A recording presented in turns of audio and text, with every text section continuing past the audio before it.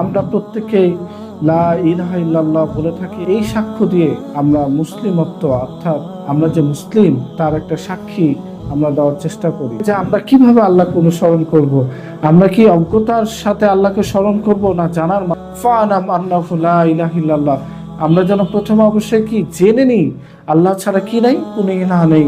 আমাদের সমাজে দেখা যায় যে অনেক কিছু জানতে পারি এবং আমরা এই না জানার কারণে কত প্রতিনিয়ত তাওহীদ বিরোধী অনেক কার্যক্রম পরিচালিত করছি।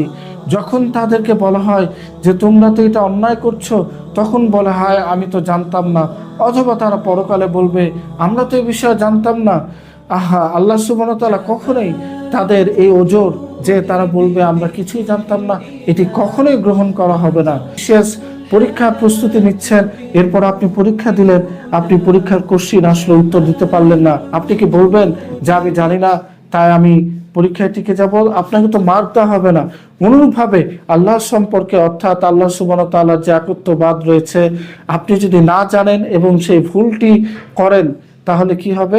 আপনি কখনোই আল্লাহর কাছে ক্ষমা পাবেন না এবং সেই পরীক্ষার মতোই অবস্থা হবে, আপনি উত্তর দিতে পারেন নাই। আপনি আফসোস করে কোনো লাভ হবে না, কেননা আল্লাহ সুবহানাহু ওয়া তাআলা আপনাকে আমাদেরকে সাক্ষী নিয়ে নিয়েছেন। যখন রূহ জগতে আল্লাহ সুবহানাহু বলছে আলাস্তু বিরব্বিকুম, আমি কি তোমাদের রব নই, এক মহাসমাবেশের মধ্যে তখন সবাই সাক্ষী দিয়েছিল কলু বালা শাহিদনা, তখন সবাই সাক্ষ্য দিয়েছিল হ্যাঁ অবশ্যই তুমি আমাদের রব। সুতরাং আমরা আল্লাহকে কোনোভাবেই এটা অস্বীকার করতে পারবো না। যেভাবেই হোক আমাদেরকে এটা জানতেই হবে মহান আল্লাহ সম্পর্কে, মহান রবের সম্পর্কে। যদি আমরা না জানি এবং যদি আমরা বলি যে আমরা জানি না, তাহলে কখনোই আল্লাহর কাছে গ্রহণ হবে না। আপনি আজকে মেডিকেলে ডাক্তারি পড়ার জন্য অনেক বড় বড় বই পড়ছেন, অ্যানাটমি ফিজিওলজি পড়ছেন, আপনি ফিজিক্সের জন্য মেটাফিজিক্স পড়ছেন, আপনি অভিকর্ষ মহাকর্ষ সম্পর্কে জানতে পারছেন, আপনি ম্যাথামেটিক্সের অনেক সূত্র পড়ছেন, জীবনের চলার জন্য আপনি অনেক উচ্চতর ভাষা শিখছেন।